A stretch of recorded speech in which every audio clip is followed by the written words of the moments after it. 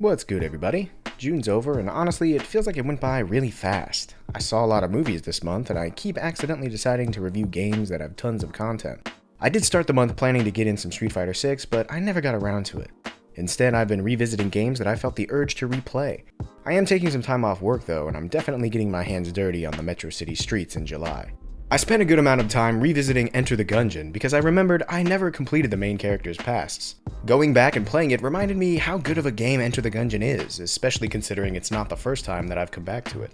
It always takes me a few attempts to get back into the swing of things, but once I'm there, I'm always right back to having fun, dodge rolling, and navigating the Gungeon. It mixes many things that I enjoy in video games: dungeon crawling, bullet hell, and well-executed roguelike mechanics. As of this video, I have completed the past of each character, and will probably continue to see if I can unlock more weapons and Gungeoneers, since I'm sure there's more to experience. I also spent a good amount of time finishing King Arthur: Knight's Tale.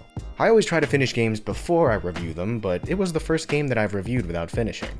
The experience was consistent enough after the midpoint that I felt nothing would change too dramatically by the end of the game, so I felt comfortable finishing my review when I did. I was mostly right, but there is additional content that is unlocked after completing the main narrative in the form of more side missions and a new vendor. These missions didn't drastically change the endgame experience though, mostly just add some additional gameplay value after completing the story, so I'm glad I didn't postpone the upload to finish it.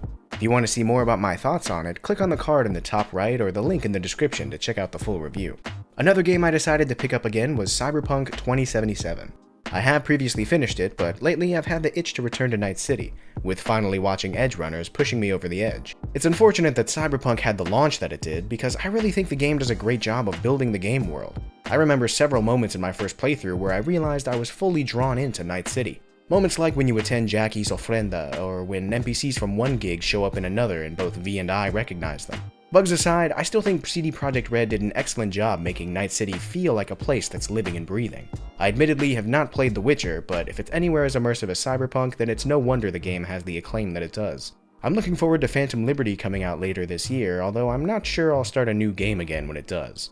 But that's it for this month. Thanks for watching, take care, and remember, keep having fun.